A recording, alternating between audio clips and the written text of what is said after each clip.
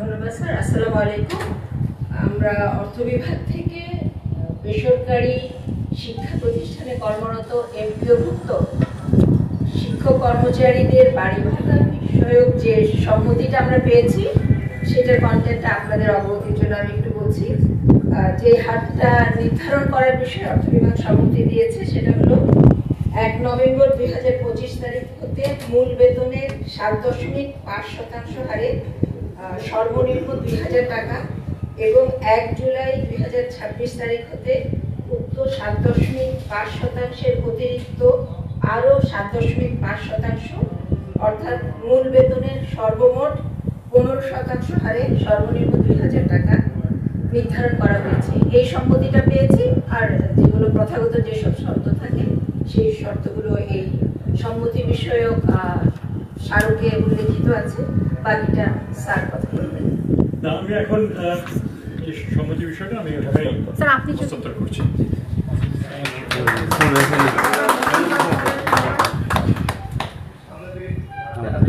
এই মন্ত্রণালয়ের দায়িত্বপ্রাপ্ত যেদিন থেকে হয়েছিলাম সেই দিন থেকে শুরু করে সবসময় আমি যেটা এই কথাটা বলে এসেছি সেটা হচ্ছে যে শিক্ষকরা মানে গুরুত্বপূর্ণ ভূমিকা আমাদের দেশ গঠনে তারা ভূমিকা রাখছে এবং এটাকে অস্বীকার করা যায় না যে তাদের যে বেতন কাঠামো এবং অন্যান্য সুযোগ সুবিধা সেটা যথেষ্ট রকমভাবে কম এবং আমরা এবং সেই বিষয়ে আমরা সচেষ্ট হব এবং থাকবো যতটুকু সম্ভব এটা করা।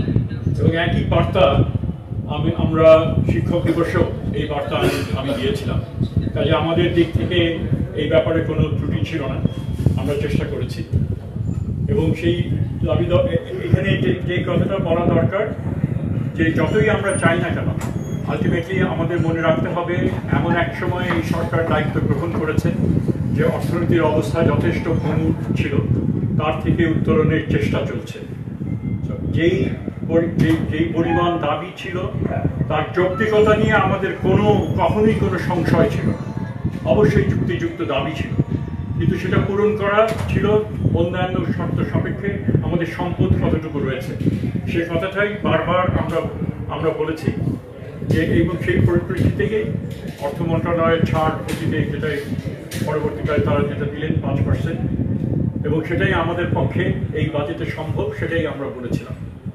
কিন্তু আমরা মানসিকভাবে আমরা সকলেই আমরা জানি যে এটা আরও বেশি তাদের প্রাপ্য ছিল, তারা সেই দাবি দাওয়া অব্যাহত রেখেছিলেন। পরে আমি অন্য মন্ত্রণালয়গুলোর সঙ্গে কথা বলা, উপদেষ্টা পরিষদের কথা বলা এবং সর্বশেষ প্রধান উপদেষ্টার সাথে কথা বলে কয়েক দফায় এখানে আলাপ আলোচনা হয়েছে অন্যান্য উপদেষ্টাদের নিয়ে এবং অবশ্যই আমরা এই ক্লিয়ারেন্স আমরা যেটা পেলাম যে আমরা করতে হবে এবং সেই প্রেক্ষিতেই আজকে এই ঘোষণা যেটা হলো যে 5% থেকে 7.5% এই 7% এই বছর এবং আগামী বছর এটা পুরোটা উন্নীত হয়ে 15% সেটা হবে। সো আমরা খুশি যেটা হয়েছে এবং আলাপ আলোচনা হয়েছে এবং সবকিছুর প্রেক্ষিতে গুরুত্বপূর্ণ এটা একটা অর্জন এই সেক্টরের আমরা মনে করি এবং আশা করি যে এটা আমাদেরকে এখন শিক্ষকরা কর্মক্ষেত্রে ফিরে যাবে এবং যেই উদ্দেশ্যটা হয়েছে সেটা হচ্ছে শিক্ষক ছাত্ররা শিক্ষার্থীরা তারা যেন এই সুযোগটা পেতে পারে এবং তার ভালো শিক্ষা হোক, শিক্ষার মান উন্নয়ন ঘটুক, অবশ্যই আমরা চাই এবং আমরা আশা করি পরবর্তীকালে সরকার যারা গঠন করবেন এই যে ধারাবাহিকতা এই প্রেক্ষিতে শিক্ষার্থী আরও উত্তরোত্তর তারা অন্যান্য সুযোগ সুবিধা তারা এটা দিতে তারা। আমি অধ্যক্ষ দেলোয়ার হোসেন আজিজি, সদস্য সচিব এমপিওভুক্ত শিক্ষা জাতীয়করণ প্রত্যাশী জোট, সভাপতি বাংলাদেশ মাদ্রাসা শিক্ষক কর্মচারী ফোরাম, অধ্যক্ষ কাতলাসিন কাদিয়া কামিল মাদ্রাসা। আমাদের আজকের এই আলোচনা সভায় উপস্থিত আমাদের অভিভাবক, আমাদের শিক্ষা উপদেষ্টা স্যার, সচিব স্যাররা এখানে আছেন, পদস্থ কর্মকর্তারা মন্ত্রণালয়ের, গোয়েন্দা সংস্থার বিভিন্ন সদস্যরা আছেন পদস্থ এবং আইন শৃঙ্খলার বিভিন্ন বাহিনীর আছেন সদস্যরা, মিডিয়ার ভাইয়েরা এবং আমাদের সহযোদ্ধারা। আসসালামু আলাইকুম রহমতুল্লাহ। আমরা অত্যন্ত আনন্দিত যে আজকে বাংলাদেশের ইতিহাসে বিশেষ করে এমপিভুক্ত শিক্ষকদের ইতিহাসে এটা একটা মাইল ফলক হয়ে থাকবে বলে আমরা বিশ্বাস করি আর স্বাধীনতার পর থেকে আমাদের শিক্ষকদেরকে যে বাড়ি ভাড়াটা দেওয়া হতো মাত্র 1000 টাকা, একেবারেই অপ্রতুল। এটা বিশ্বের কোথাও, বাংলাদেশ কেন কোথাও মানে 1000 টাকা দিয়ে বাড়ি ভাড়া, এটা কল্পনা করা যায় না। তো সেই জায়গা থেকে আজকে যে উত্তরণ আপনারা ইতিমধ্যে শুনেছেন যে আমাদের এখন 7.5% এখন থেকে আপনার কার্যকর হবে, আর বাকিটা আগামী নভেম্বর থেকে আগামী থেকে হবে। এটা অলরেডি আপনার প্রজ্ঞাপন উল্লেখ করা আছে। তো আমাদের তো দাবি ছিল 3টে, আপনারা সবাই জানেন, 20% বাড়িওয়ার, আর মেডিকেল আপনার 1500 টাকা, আর আমাদের যে কর্মচারীদের জন্য 75 উৎসব ভাতা। কিন্তু সরকারের সামর্থ্য, এটাও আমাদের বিবেকবান শিক্ষক হিসাবে আমরা এটা বিবেচনায় নিয়েছি। আমাদের সরকারের পক্ষ থেকে যারা আলোচনা করেছেন, ওনারা অনুরোধ করেছেন, ওনারাও কিছুটা এগিয়ে এসেছেন, আমরাও এগিয়ে এসেছি।